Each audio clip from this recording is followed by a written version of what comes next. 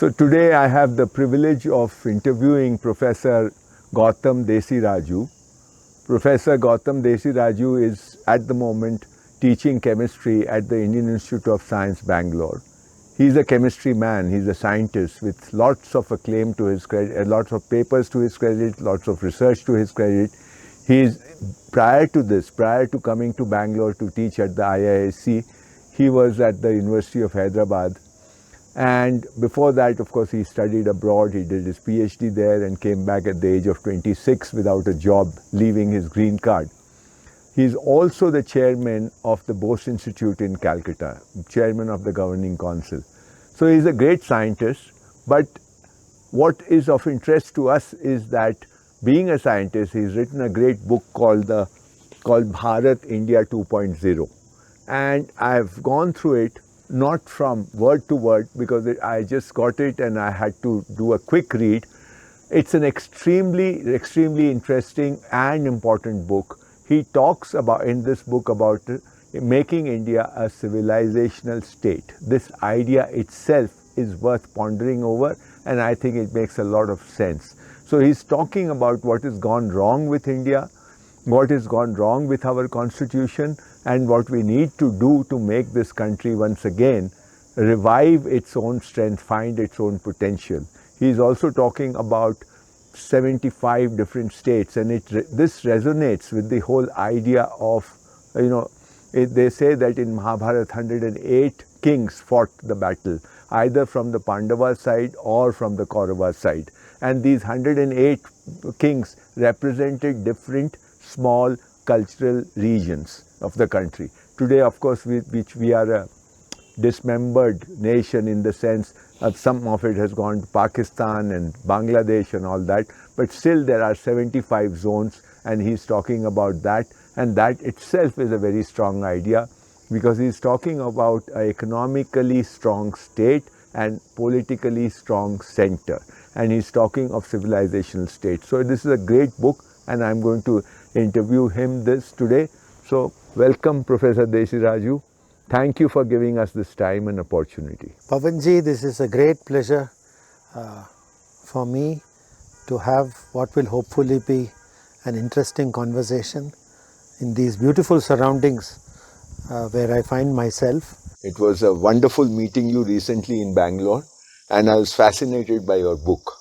And I thought at that moment that I should do a long interview with you on not just the book, but your ideas. The first question which comes to my mind is that you are a man of science. You've always done science and serious science. And you've been a researcher, you have looked at things. And I believe that, people who are serious about science or any subject, then they become philosophers at some point of time. So I was wondering what aroused your curiosity, or what aroused, something happened in you to write such a book. This is the first time you have attempted to write something which is outside of your scientific domain. So I'd like to explore that a bit with you. Pawanji, it is a great pleasure to be talking with you. Literally and figuratively, I think Dev Bhumi.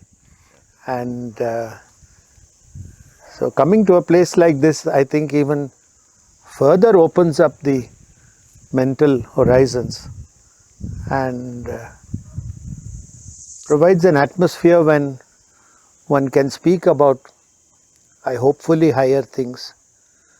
And yes, I am a scientist, a serious one, I hope. And yes,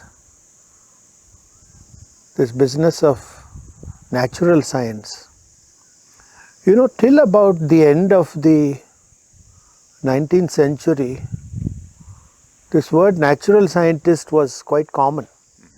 And most of the serious scientists, natural philosophers, it's quite common. And natural philosophy, people who felt themselves as belonging to that domain actually looked down upon mere scientists. It's something a bit like, in cricket, gentlemen and players. So there were those who merely conducted the operations of science to do a few things, and there were those who thought about deeper scientific questions. And let us say till the early 19th century, there was no real distinction between, say, physics and chemistry. And so scientists indeed, and always I would feel, should be thinking about higher things. And serious scientists at some point in their time start asking questions like not merely, how does this happen and so on, but why is it even this way? And once you start getting into this area of why, then you get into an area which is, the methods of science are not quite adequate enough to look at this. And so this transition between the physical sciences and the metaphysical sciences, this starts happening. And as a person from India, or Bharatiya as I would like to say, I think this transition is rather natural. It's not something artificial or strange or something. And quite apart from this, my natural love of history, which was there from my teenage years. It's just that the system of education then and probably now didn't allow a student to take both chemistry and history at the school leaving level. This is a great pity actually, because I think if people were encouraged to take up combinations like this, you would get a whole lot of interesting people in our country. And the syllabuses then and now are still largely rigidified. And so regretfully I would say, but maybe not, because I guess I was even more crazy about chemistry. So I did take up chemistry, and I suppose others have to say this more than me, have achieved a certain degree of success as a research chemist over the last more than 4 decades. But the love of history never really went. I mean, whether it is reading about the Mahabharata or whether it is reading about the Second World War, I always felt war brings out the best and worst in human beings. And as they say, war is a continuation of, say, foreign policy using other methods. So I have always felt I was fascinated in particular by wars, and the war within and the war without. So this is partly what got me into this, and I guess I would have just gone on, Pawan, just reading about history. But then we had this COVID thing, and suddenly and abruptly, I should say that I wound down my lab and sent my postdocs home 10 days before Modi ji announced the lockdown, around the 13th of March 2020 it was, that I told my students somewhat abruptly that please pack up and please go, please leave Bangalore, because all of them were from outside and they couldn't really understand why I was saying this. But I guess some premonitory thing I had that this was not a normal thing. And so there I was, stuck like all of us with the serious lockdown, and of course equipped with a powerful internet connection in my home. So I started reading, and I went beyond history, and then I started looking back on myself. I came back to India after a PhD in the US, and I had a job for 2 years in the US, which I threw up and threw away my green card also at the age of 26, and came back without a job. And this was the crazy years of the Janata Party government, just after Mrs. Gandhi had been 77. 78 was when I landed jobless in India. And so I was looking at this whole tamasha, the great Indian circus, the political circus anyway, for the, I would say, large part of the 80s and 90s, I think a period where you were also actively involved in many aspects of looking at our polity and in the political space. So I mean, quite busy with my own career as a teacher cum researcher in the University of Hyderabad it was for the first 30 years of my career.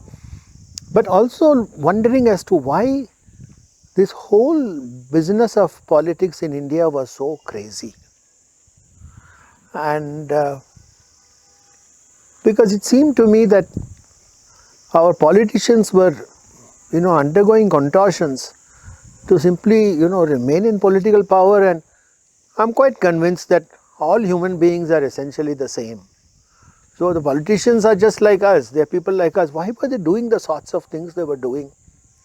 And especially the crazy coalition governments which we saw in the 1990s, where it seemed to be simply arithmetical maneuvering to get into power, to stay in power for a few months, 6 months, 8 months, and then out you go, and then somebody else comes, and then you got that technical majority of 272 in the Lok Sabha, and then you go along for a few more months.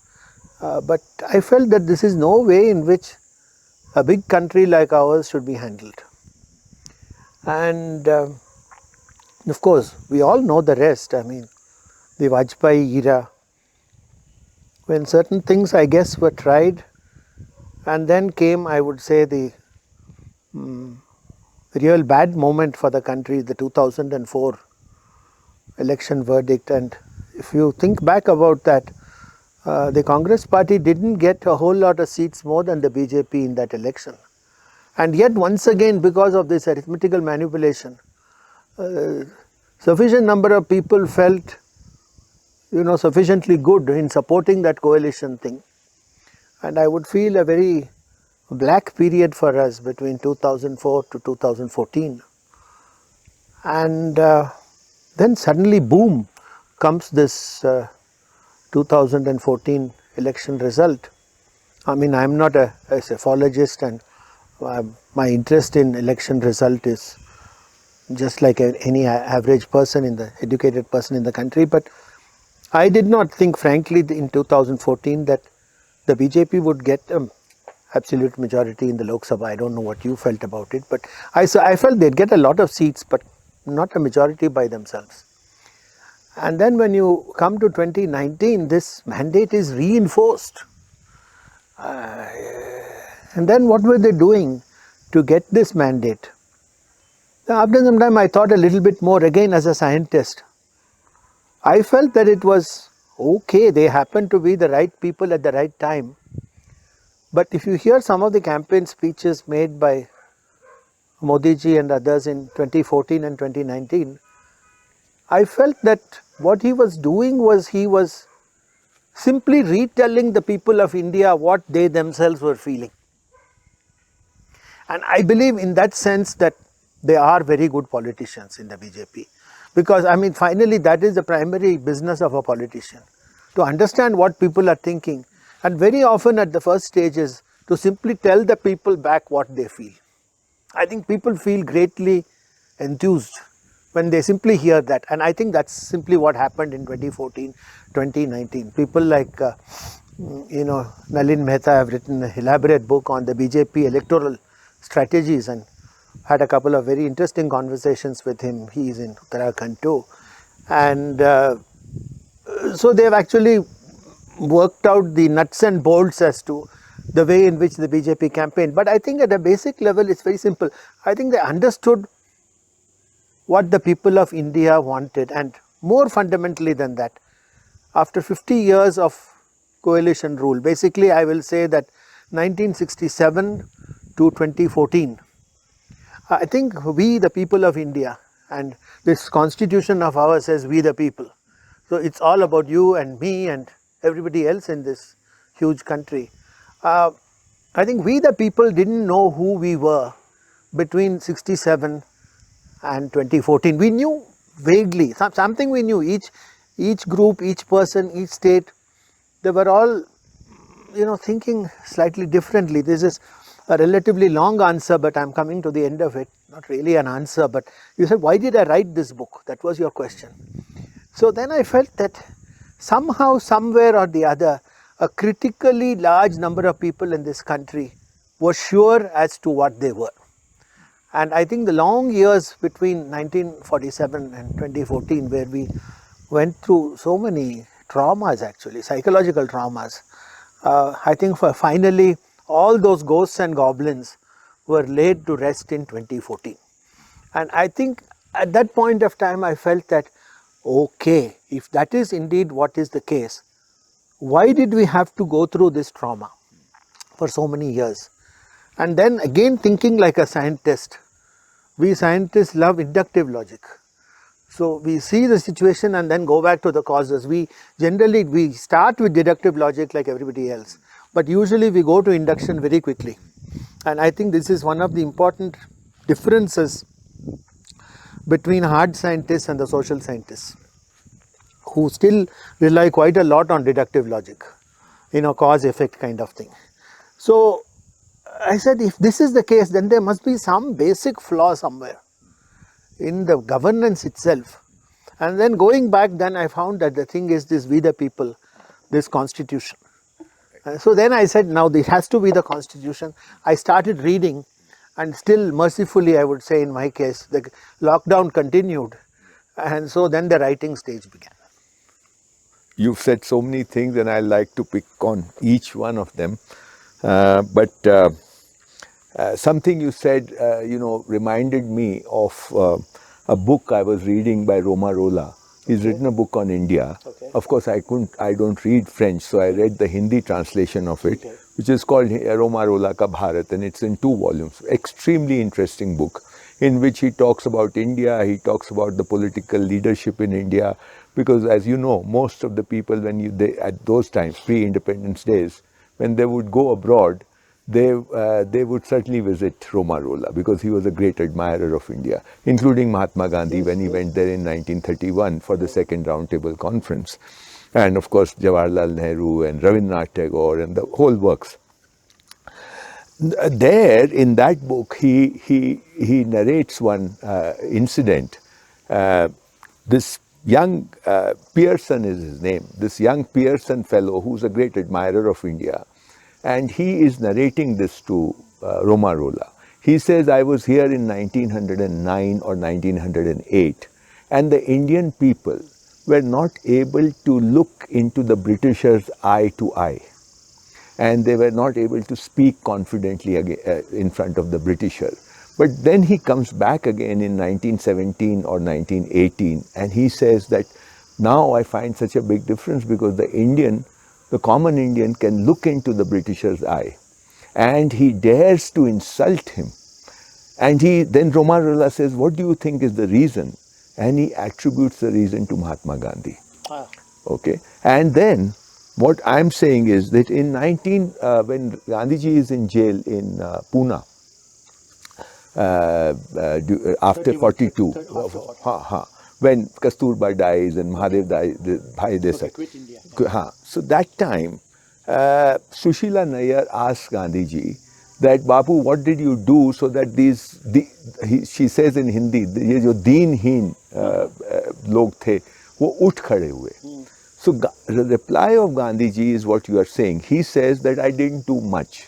All I did was I spoke what they always wanted to speak, but they couldn't for some reason. Either they didn't knew how to articulate it, or they were scared. I gave them that voice which was already theirs. So this is what you are saying happened in 2014. Something similar happened in 2014, and this is extremely interesting and I think relevant that you elaborate on it a little more, because what I hear you saying is that something fundamentally different has happened in 2014. Many of us feel the same way. We feel that perhaps India was feeling very suffocated before 2014. There was a sense that, there's something is wrong. We are not able to breathe really. And after 2014, suddenly air seems to have cleared and people have started breathing. Not that everything is hunky-dory, no, I'm not saying that. But a space seems to have got opened up. Are you indicating something to that effect? Well, yes, Pawan. At a trivial level, I could not have written this book but for the election result in May 2014. So this business of unlocking, and when you talk about Gandhi's statement to Sushila Nair, he was probably even harking back to an earlier time when Swami Vivekananda says, he was asked about teachers, and he was very clear that there is the external teacher who is the teacher, and actually he says the only main job of the external teacher is to unlock the internal teacher. And Radhakrishnan says similar things. He says that for a thinking person doesn't need a teacher. So, I mean, I think Gandhi really taught us in that sense, and he opened up. But let me add a personal note to this. In the mid-90s, when I was speaking with a Nobel laureate from a Western country who has subsequently become a very good friend, but that was one of the first instances when I was talking to him. He looked at me and he says that, you know, you're the first Indian I am talking to who doesn't treat me like some godlike person.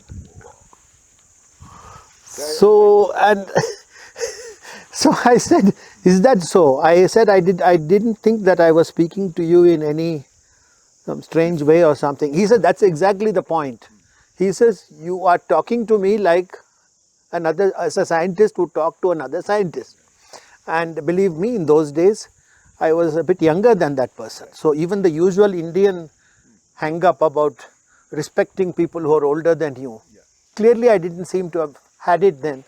But I think the dregs of that, what you may call colonial hangover or whatever it is, I think it continued right down through till, and I think the election result, once again coming back to this, it unlocked that. So suddenly we felt, now I will feel fair and square, that any Indian may look at any foreigner straight, eye to eye, and not feel inferior anymore. I think that chapter in our history is over and done. I mean, you see how Jaishankar is addressing, I mean, hats off to the way he speaks, Well, Jaishankar speaks because of the strength and support given to him by the Prime Minister. And so in many senses, in India, I would say the Prime Minister has been the best external affairs minister or the worst external affairs minister of our country. So I think in India especially, I think the Prime Minister is an important agent of the foreign policy. And this continues in the Modi era. And we can see the change. I mean, we can see how India is treated now. So this is important, I mean, I also feel that, we have been psychologically wounded. The way Naipaul has, then that when he says wounded civilization. So this wound is deep and it is transgenerational. And this has gone so deep, and especially among our educated classes. The English educated classes suffer from this, even though they won't believe it, because they have learnt all the ways of the West, and therefore they feel that they have now arrived. But this, at the subtle level, I see that they suffer from some kind of inferiority. I mean, I'll narrate an incident. This happened around the time when this nuclear deal we were signing with America or something. You remember? This was George Bush. Yes. So some American senator had come to India, and there was this whole thing, the debate was still going on. And I remember this, I think it was Rajdeep Sardesai or one of these guys. He was in NDTV perhaps at that time, and he's interviewing this senator. And he's saying that, what do you think, Senator, what do you think India should be doing in this kind of situation? And that senator was flabbergasted. He said, how, you are asking me what India should be doing? That's for India to decide, not for me to tell. And Rajdeep Sardesai would not ask such a question to an Indian, if he's wearing a dhoti kurta or if he's not westernized enough. He would treat him differently. You could see that. So this kind of our so-called intellectuals or so-called, people in power, they suffer from this deep malaise, should I say. But after this government has come into power, from 2014, one can see a very big shift happening. And I think that your book in that sense is a very, very timely. I have talked about this, Pawan, at several points in the book. And we could discuss maybe a couple of things, and feel free to differ from me.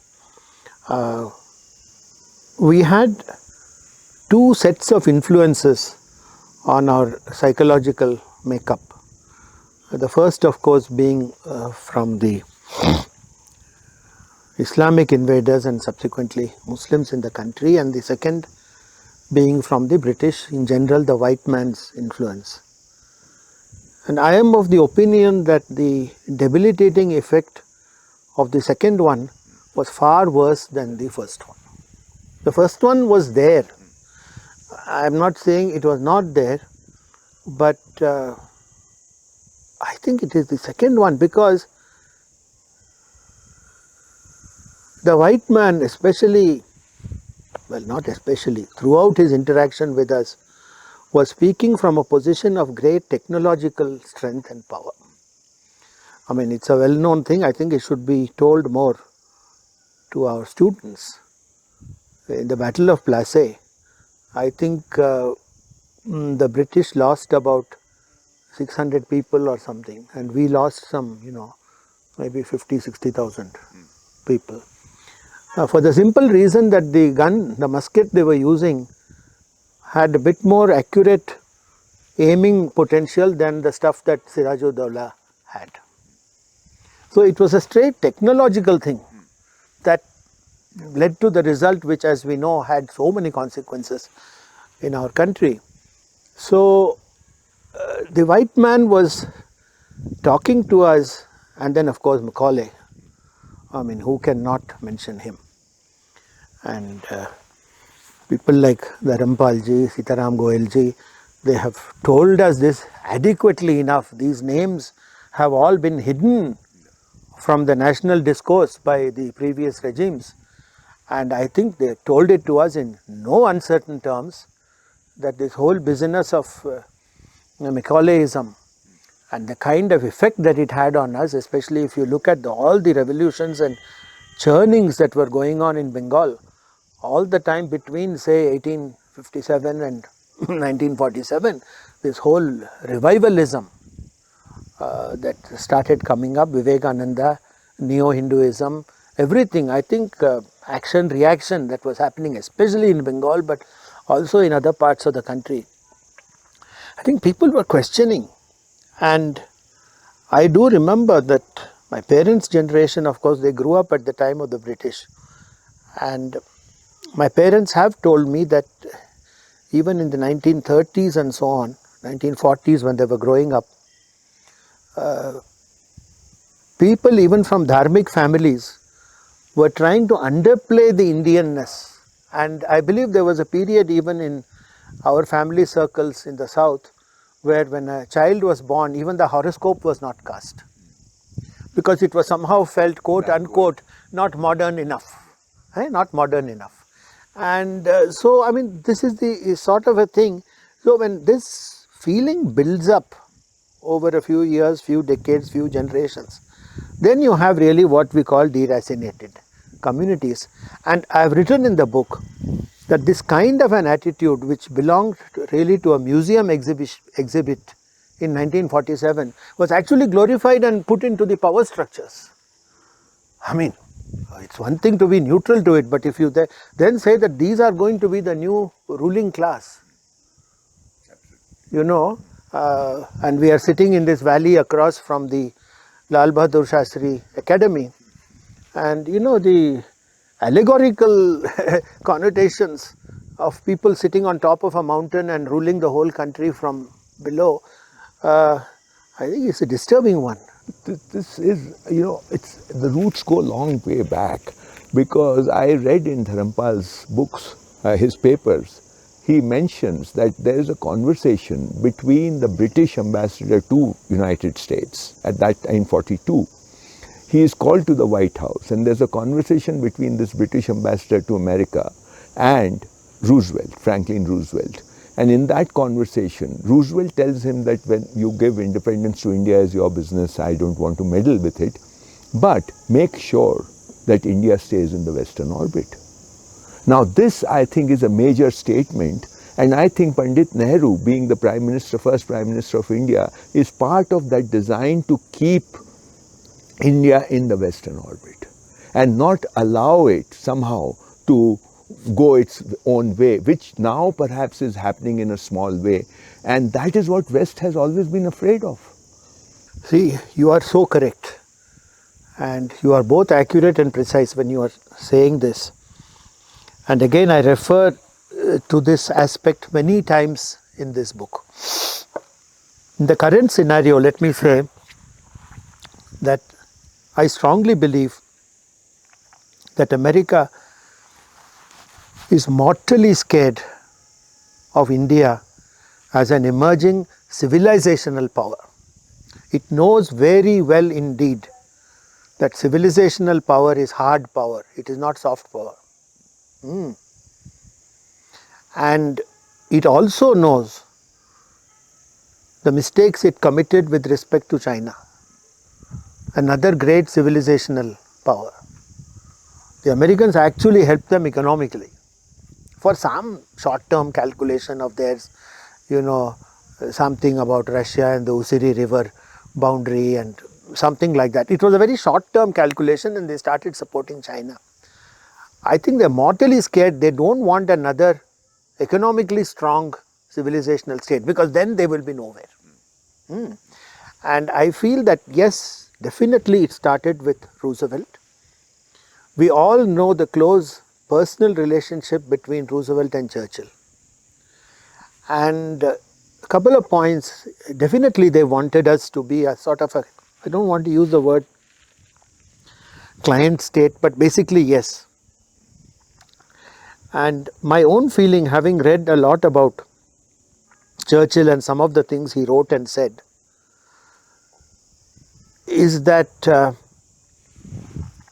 partition idea, quite apart from what was happening in India, it could have gone either way, I believe, till the very end. Churchill probably felt, this is my surmise, right? This is not, there can't be, if people in Twitter call me to task on this and ask me to show the reference, I won't be able to. Let me make that clear. But I feel Churchill felt that undivided India would be too big to maintain as a client state. And realizing that also that portion in the northwestern portion of undivided India was the most critical geostrategically. I think they preferred to create a smaller, quite apart from keeping India within the Anglosphere, they wanted to do that as well. But the client state that they were going to really manipulate would be the small thing that they chopped off, which is, I think, one of the reasons why partition happened, and it happened pretty quickly. But yes, I think they are, even now I think they are scared about India as a civilizational thing, and yes, I do believe very much so that Nehru was part of this whole game to keep India perpetually in the control of the West. I mean, what are they doing even today after Ukraine? After so many years, decades, they still believe that, and I think Jaishankar said very correctly in Australia, you prefer to give arms and ammunition to so basically a rogue nation to our northwest, a terrorist place and a dictatorship, then who are you to tell us anything about democracy? And anyway, as what Sandeep Balkrishna says, the problem is not democracy, it is Western democracy. That type of Western democracy which is connected with economic manipulation and domination of all sorts of other countries outside their immediate, white man's regime, which is what we are objecting to today. And I think many Indians now do feel, common people, I don't think you have to be in the Ministry of External Affairs to, think this way. I hope the people in the Ministry of External Affairs think like the rest of us Indians. I am still worrying about dregs and hangovers from this Lal Bahadur Shastri Academy, and how many of them are still floating around in the corridors of power in Delhi. But so this is still a problem, but I would say definitely I think they wanted, I do feel, 100% I agree with you, that Nehru was part of this thing to keep us actually sort of like psychologically crippled, so that we wouldn't be able to. And then I think this whole business of the way they modified the cocktail that was added to this was the control of Russia over our education system, starting with the cynical bargain that Mrs. Gandhi made with the communists, and JNU being a typical case, Jadavpur, Hyderabad, all these places, they are, you know, basically things to keep everything under control by creating all these local gadbads. And I think it plan worked beautifully. So that's my question, that this, as you say, the plan worked beautiful and we can still see the I mean, it's going full stream. I mean, Modi may be in power, but you see that the, you know, still the power rests with the so-called Lutyens, Delhi, or I mean, in which this academy is part of that. How does one address this? Because this has seeped so deep and it is so pervasive. And these people are smart enough to change their colors, at least on the surface, and get into the system somehow, whichever government is in power, and do their own thing by camouflaging it under the, you know, certain wraps, which are acceptable to the powers that be. Unless the person is very sharp, they are not able to make out what they are doing under it. So I find whether our intellectuals, whether in the media, whether in the bureaucracy, everywhere these people are ruling the roost. And they have been trained for the last 100 years or more, Macaulay's time. So how does one address this thing, and will it get addressed? It can certainly get addressed. I do believe it will get addressed. Let us do what Macaulay did. I think as an educationist, as somebody who has been reasonably successful in the academic profession in India, because I have done all my work within India. After my PhD, and I left and came back. So I think the answer, Pawan, is through the education policy. It's not a quick answer. It will take 15 years.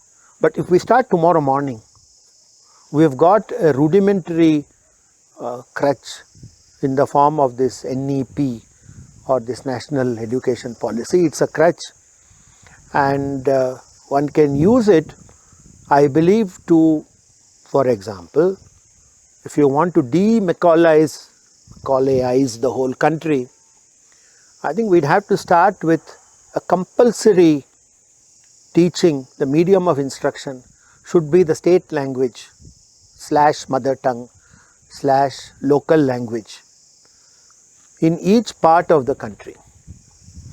And this should be applied uniformly to all schools, government schools, private schools.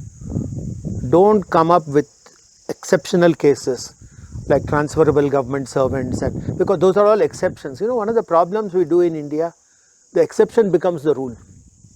And then we forget about the whole vast, see, for the vast majority of little children in this country, the mother tongue is equal to the local language, is equal to the state language, is equal to the language where those children, when they become adults, are going to live as adults.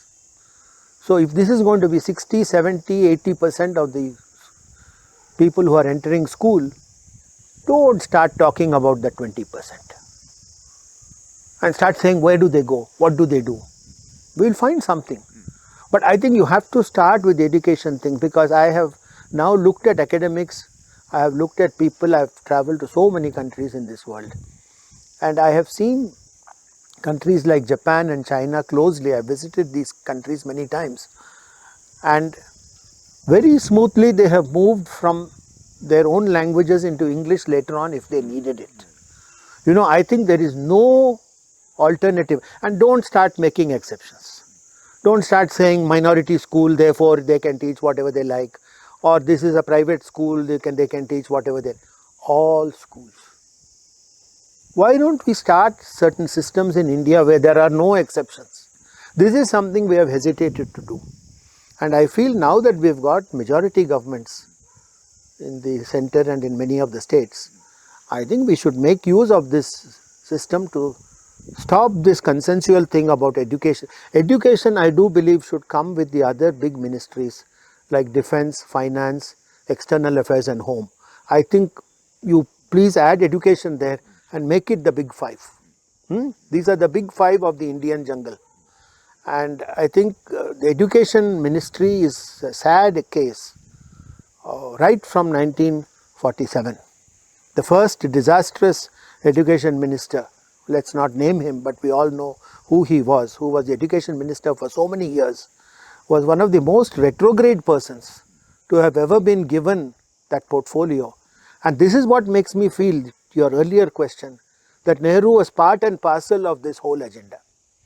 Because otherwise there is no excuse for Azad being the education minister for so many years. We are going to do a long interview, but I want to stop this before. But before we stop, I want you to elaborate on one thing, which you have repeatedly said in this book.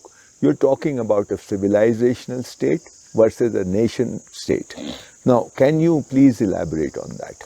This modern nation state versus a civilizational state. What is the difference? And another thing, how do we go about in that direction? How do we go in that direction? What are the few steps that if you can elaborate upon them? Yeah. Well, before we go to nation state, let us take the meaning of the word country. Country is simply a political definition. There is a map, and the people who live in that geographical area can get a passport belonging to that country, and that passport is again a technical document that enables you to visit another country which respects that passport, and the country can issue its currency and it can do certain things. It's supposed to protect those political borders. It is purely a matter of a technical definition. So that is country. Let's leave that. Nation. Now, a nation doesn't need to correspond to a country. So we can have something called the Tamil nation. We can have something called the Kannada nation. We can even have something called the Hindu nation. Nations do not always correspond to a country. For example, if you have a Tamil nation, whether the person is in Chennai or in Toronto or in Auckland, but he speaks Tamil, he will feel that he belongs to that Tamil nation, corresponding to the definition of nation, the best one I feel, which is given by Ambedkar, which I have quoted in the book. A feeling of oneness that keeps all those in that group very close to you and excludes all the people outside that group. So that is a nation. Now, when a nation starts becoming equal to a political country, then you start getting nation states.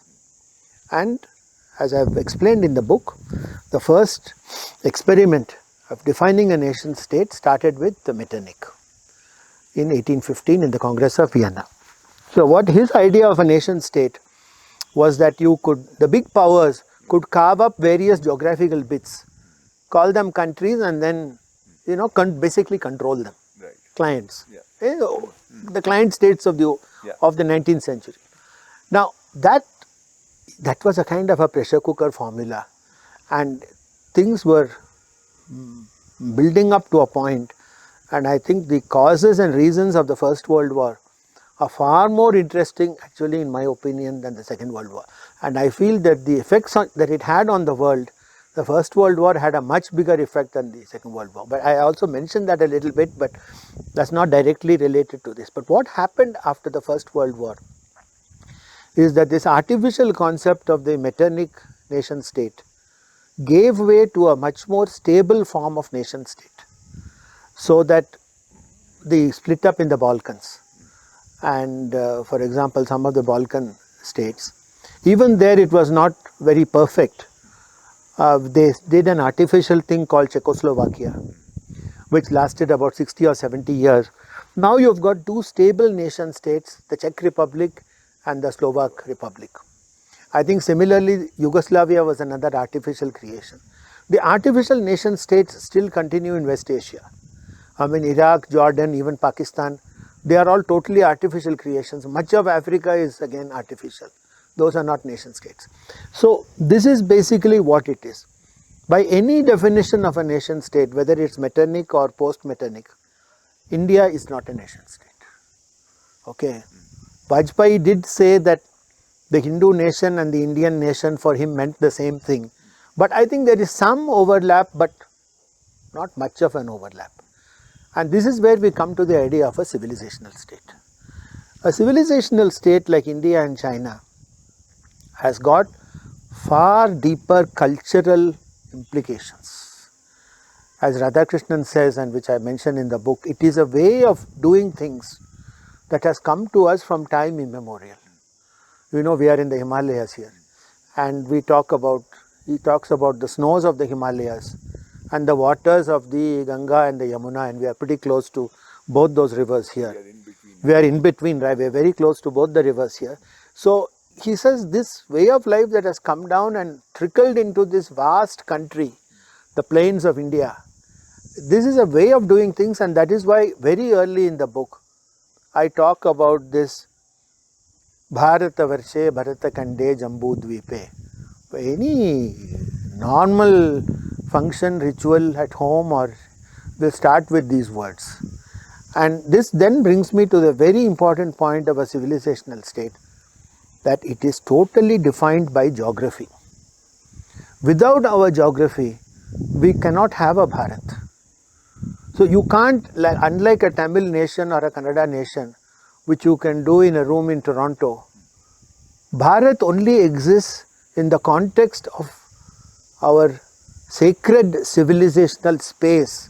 This bhumi, you know, this ground, this mud, this earth, this is what distinguishes us from all the nation states. So you could, chop Germany after World War II, bits of it went to Poland, they came back here and there. It is not quite the same thing. And that is why I feel, and I have mentioned again and again, you haven't talked about it so much, but it is this partition that was the traumatic moment. It is the key moment in the history of India post 47. It's still not gone. The effects of partition have still not gone, because we lost sacred civilizational space. We lost the Indus Plains. So now you've got a whole generation that doesn't remember the Takshashila anymore. We don't remember Kandahar, Gandhara. We don't remember. So we see it in the Mahabharata, but we don't know where these places are. And so once we lose the space, means that becomes catastrophic. And which is why I feel that even today, civilizational space, territorial space, the Westerners have criticized us for that. They say we are obsessed about territory. Yes, we are. We are not interested in conquest. Indians have never wanted to go beyond Bharatavarsha. But within this, we are paranoid about geography. And it follows, because the entire thing, mode of living, way of life, religion, whatever you want to call it, it is only makes sense in the context of this bhumi. Otherwise, it has no context at all. We could be anywhere and we could be doing anything. Like NRIs and all these people, they seem to be so rootless to me, simply because they have been removed from civilizational space. They don't even have a defense mechanism. Today Hindus are being attacked in the UK. They don't have a defense mechanism because they are not in the civilization space, which we are. Because we are here, Pawan, we had the freedom to start thinking after 2014. That confidence, I think, now is what the Indian people have begun to suddenly realize, arey wow, this is what we always were, and this is we are taking a pride, and we are very joyful that this is what we are. And I think this is going to be the extra fillip which will allow us to climb economically. One is this geography, but the other is also the cultural identity, which is associated with the civilizational thing. Could you speak a little bit? Yes, part of culture is religion. And as you know, again, I strongly feel Sanatana Dharma is a religion and not a way of life. And because in a sense, all religions are ways of life. Which religion is not a way of life? Can you, if you want to follow a religion seriously, you do subscribe to a certain way of life, okay? So let's not get distracted by some of the Lutyens saying that all those are real religions, you people are just ways of life. So certainly cultural. For example, it may be a part of a religion, or maybe it's not part of a religion. We just went into the house and then we took our shoes off before we went into the house. Now, this is something that is not done in too many countries of the world. They do it in Japan, I know. They do it in all places in Finland. And we certainly do it in India all the time. So, a person who is, I have seen many Lutyens and Macaulay types saying, oh no, we don't take off our shoes when we go into the house. The moment they start saying that, then something in me, the penny dropped, somewhere. Why is he saying this? So then this, for me, this is a kind of a test. So, I mean, you call that religion? No, I don't call it religion, I call it culture. It's a certain way of doing things. Okay, when we go into a temple, we circumambulate clockwise. You may ask, why don't you do it anti-clockwise? Can you scientifically prove to me that you have to go clockwise? That's what Lutyens will ask, no? I'm glad that we can't prove that. I'm pretty happy that we are not able to prove that, because as long as we keep things as articles of faith, there is still hope for us. So that is where I think the cultural thing comes in, and I think most of our people who have studied these matters seriously, they are not ashamed to say that religion and culture overlap sometimes. And yes, Sanatana Dharma is the typical, the dominant, the predominant faith in this country. We are about 80%, or maybe a little bit more than that, I don't know. But why are you so ashamed to say that we are 80%? I have written in the book, unnecessary glorification of Emperor Ashoka was not required. He was one of many kings. He killed more people after he converted to Buddhism than before. And then I have said the religious symbol in the flag and in this 3 lions or 4 lions thing, both are Buddhist symbols which correspond to 0.8% of the country. You have forgotten the 80% Hindus, you have forgotten the 14% Muslims. So 94% of the people of this country you have forgotten, and then you go to a religion which is 0.8%, and then you put both the symbol, flag, everything from that religion. I mean, somewhere somebody is cheating us, So how do we move in that direction? I mean, what steps, are there any steps, or is it some kind of a movement that one will have to? It has to be both.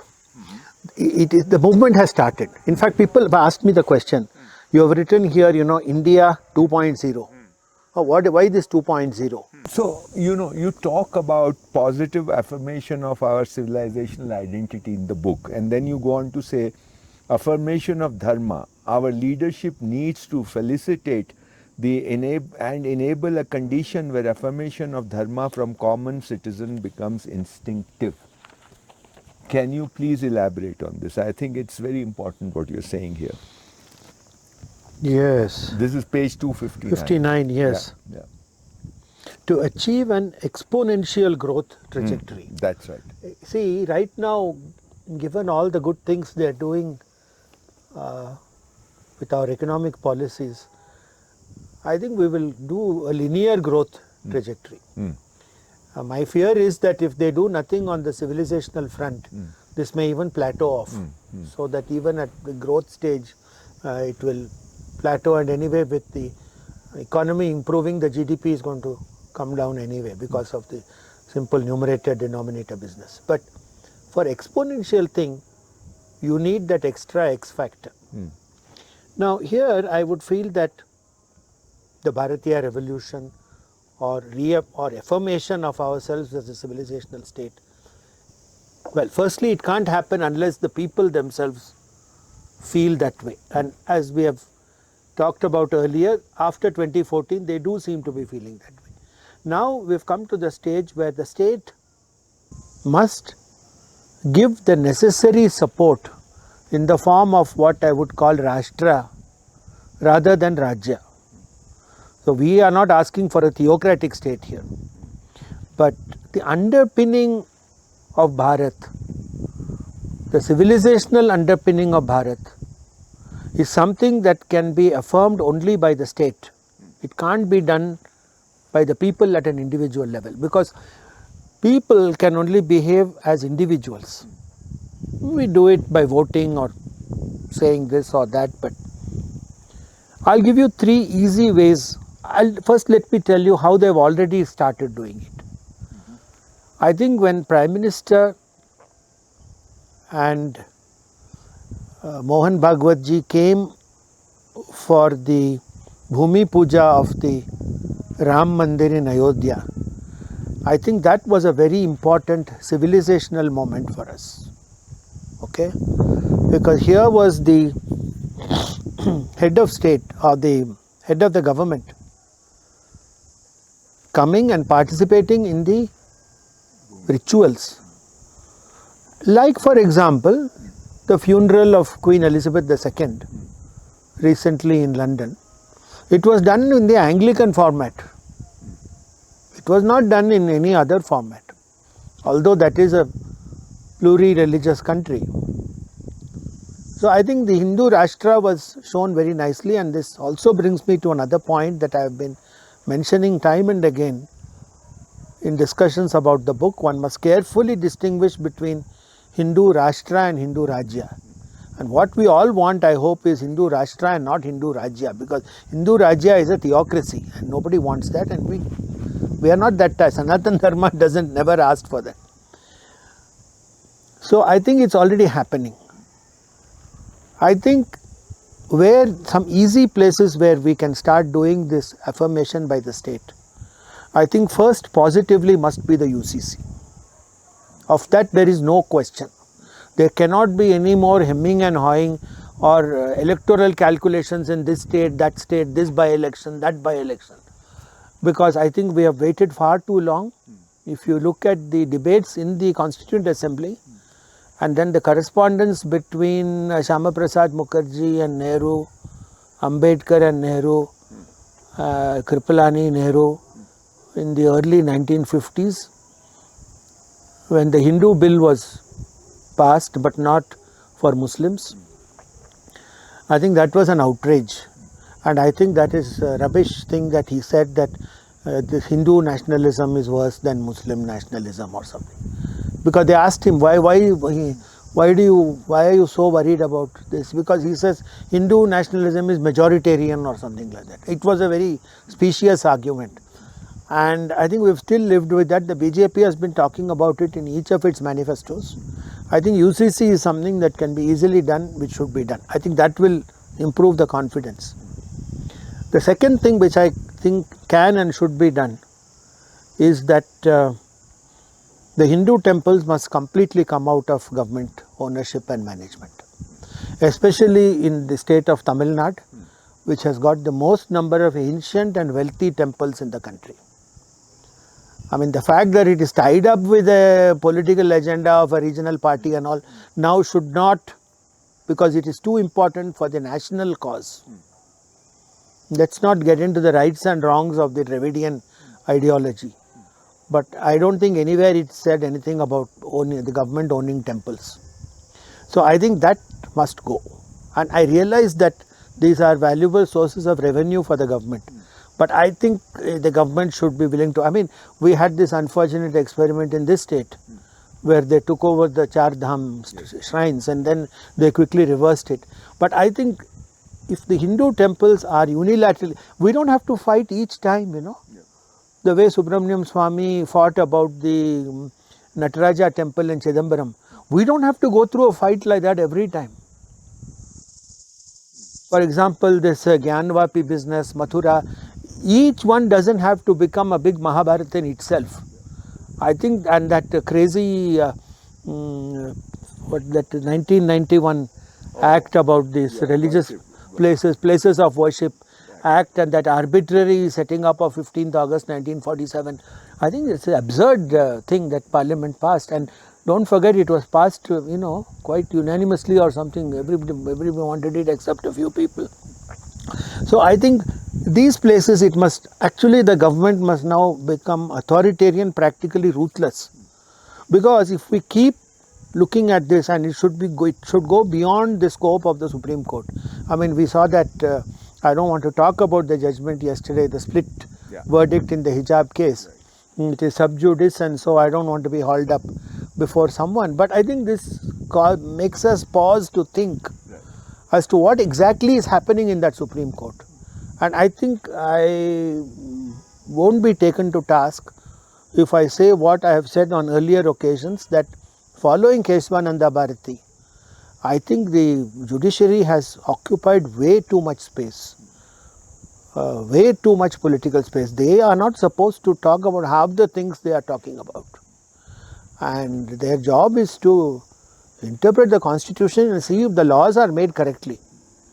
Whether the law goes against some constitutional provision of certain kind, it is not for them to apply their minds to other things like social benefits and this and that, and they are not there.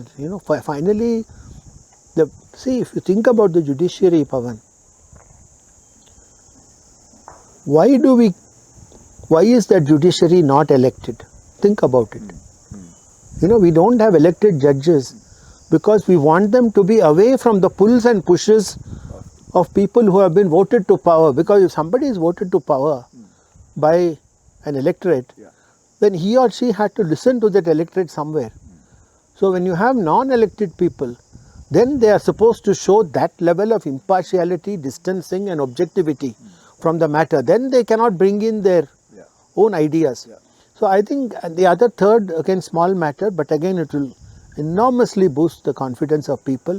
Many of the stolen idols from our temples, especially I would say in the state of Tamil Nadu, I think we should aggressively make attempts and movements to get them back from the foreign museums. And I think this is something that the government has already been doing. It is not that they have not been active on this, but I think many more of those can be brought back, and the punishments for people who are guilty of stealing these idols and exporting them, it should be made pretty ruthless.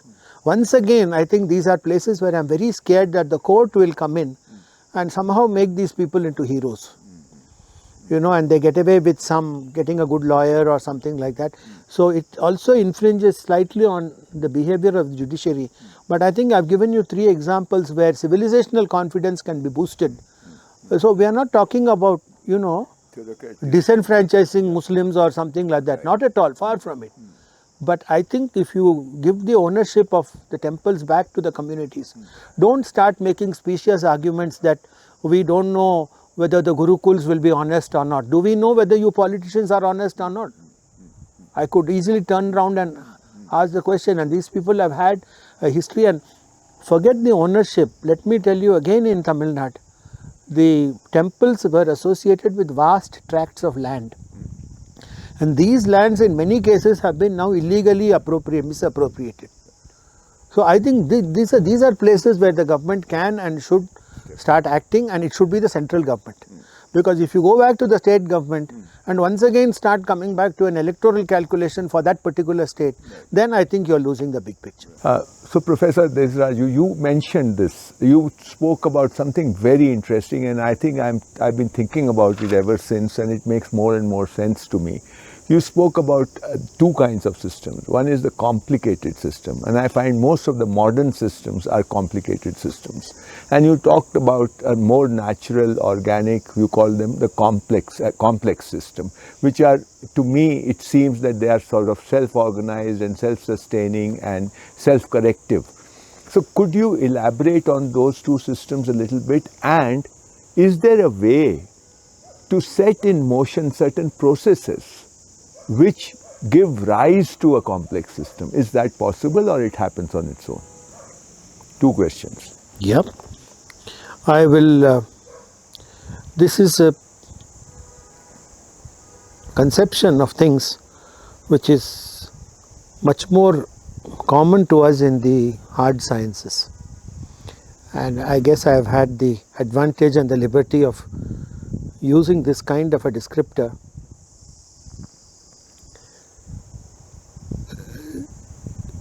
When you can have a direct relationship between a cause and an effect, that is essentially when that system becomes called a simple system, and when that simple system goes bad, it becomes what can be called complicated. The example which I have given in the book is a familiar example for me, at least, so I'll say it again. So I've just driven through the streets of Dehradun, coming up here to the sylvan surroundings at 7,000 feet above sea level. So we passed through many intersections where 2, 3, 4 roads meet at some point with traffic lights, and we had some big cars and SUVs and vehicles which got stuck in awkward places in the middle of this intersection. And so you see, there were cars and vehicles in 4 or 5 roads all backed up. Nothing could move. So that's an example of a complicated system going wrong. And I have equated India in 1900, when it was at the nadir of its fortunes.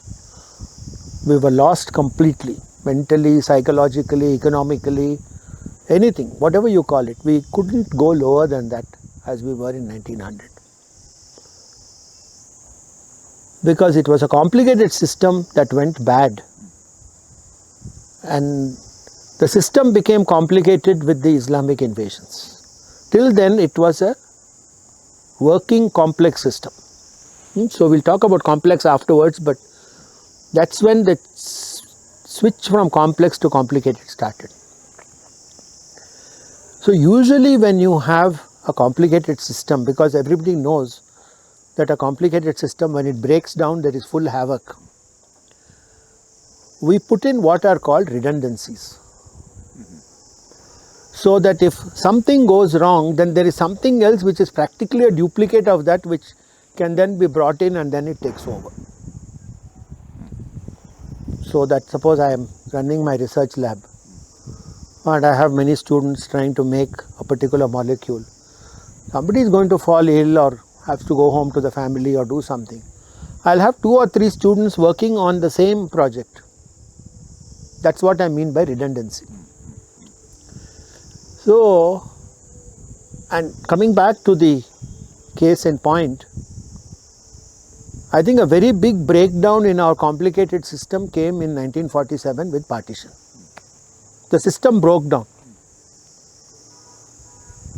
So we had to put in a redundancy. What is the redundancy that we put? We had this constitution with all this Article 15 and Article 25 and all these various strange things, and especially the amendments. Those were the redundancies that we put in, and started saying we were so scared that there'd be a second partition that they started bending over backwards to throw some favors at Muslims, which probably even the Muslims didn't want. They never felt, because finally, don't forget, they didn't want to go there. You know, this simple fact is often forgotten. More stayed back than went. Yes. And although reasons have been given why some of these people stayed back, I think in the majority of the cases they just wanted to stay back. They didn't want to go. I mean, can't we take that as a simple explanation? You know, so the redundancies were put in, but these redundancies were unsatisfactory. When the redundancies put in are unsatisfactory, then the complicated system becomes even more complicated, which is what happened. And so then you had a second breakdown point in 2014, when the system can't go any further, to quote the title of, you know, Chinua Achebe's famous book, Things Fall Apart. They had fallen apart completely by 2014. We couldn't have gone on with that system in any case, I don't believe. I don't know if the BJP could have come or somebody else might have happened, but that old system couldn't have continued because it was simply impossible. Now, a complex system, on the other hand, as you said, it has got many layers of organization. It is self-correcting. And I'll give you an example of a complex system at work, again in the context of India.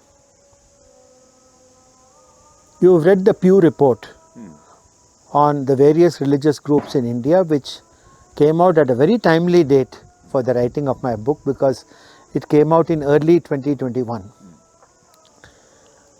And if you look at the responses given by Muslims, Christians and Sikhs and non-Sanatanis, shall we say, to the various questions posed, it was very clear that Muslims in India think quite differently from Muslims in Bangladesh and Pakistan, Although in undivided India, they were all part of the same pool.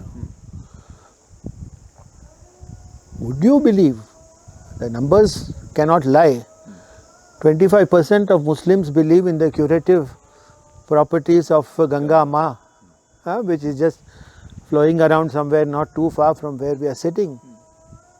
A like percentage believe in reincarnation.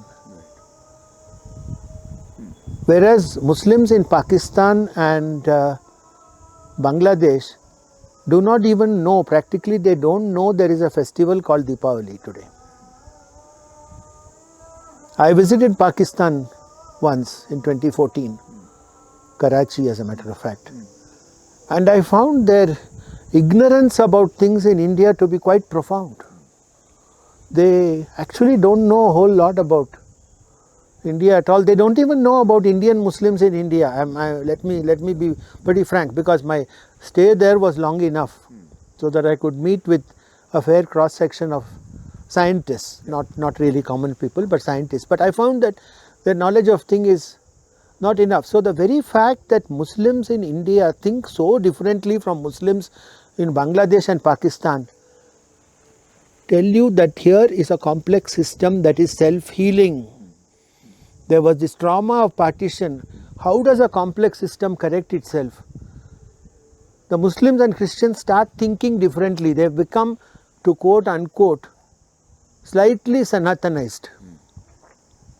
And this is very, very typical and characteristic of a complex system. And I have also given the negative side of a complex system when I have traced the progress of cancer. Cancer is a complex disease. Typhoid and cholera are simple diseases. So in a complex system, it self-heals in a sense. That is, if you give it a particular medicine, the disease will move in some other direction and rear its ugly head again, which is why cancer, type 2 diabetes also, same type. That is why these diseases become progressively worse, because they are... Even a body, human body is a complex. Definitely, Yeah. Absolutely. Yeah. So self-healing. That's right, that's right, that's right. So self-healing is now very important.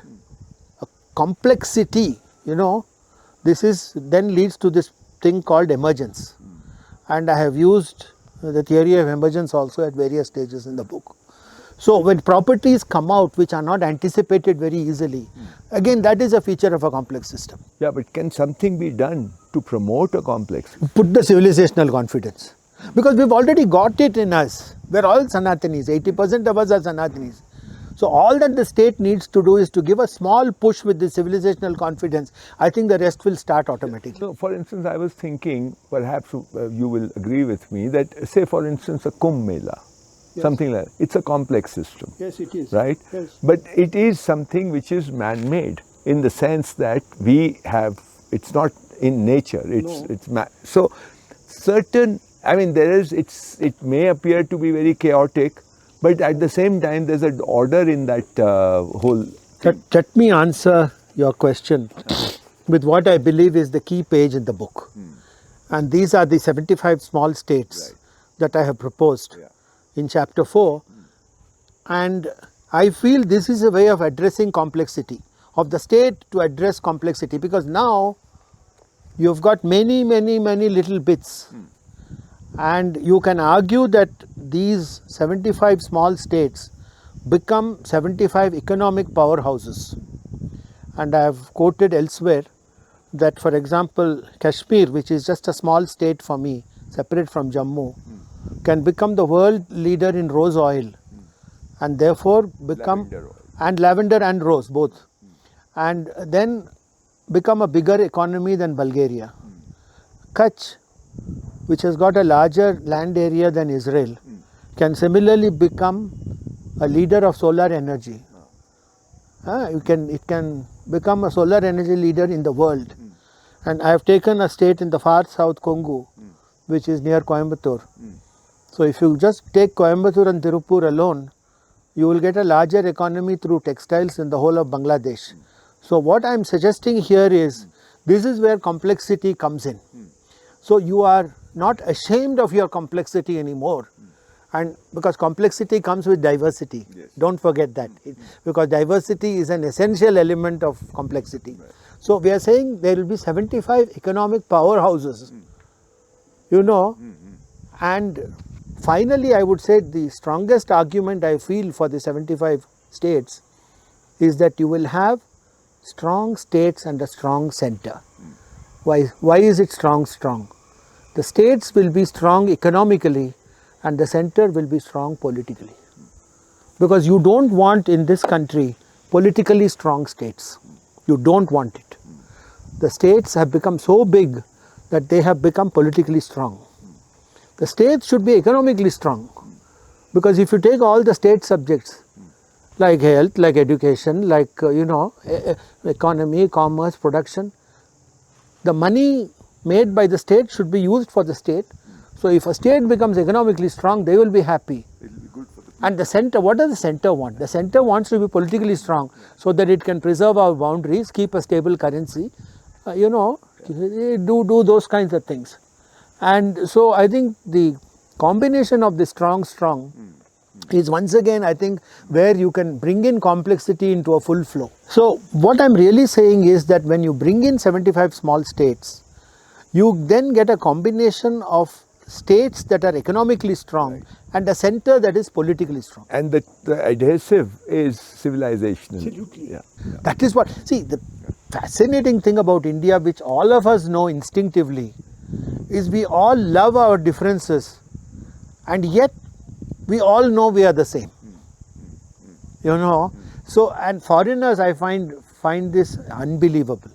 They say, but this is so different, that's so.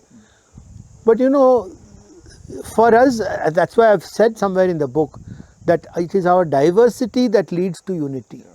And diversity will lead to unity, Pawan, only in a civilizational state. So, my friend Ravindra Sharma used to say that the sari is common to all of India. Correct. But the way you wear the sari is the diversity, So you wear it differently in Maharashtra and you wear it differently in the south and in the north. Everywhere you wear it differently, but the sari stays common. And that can be...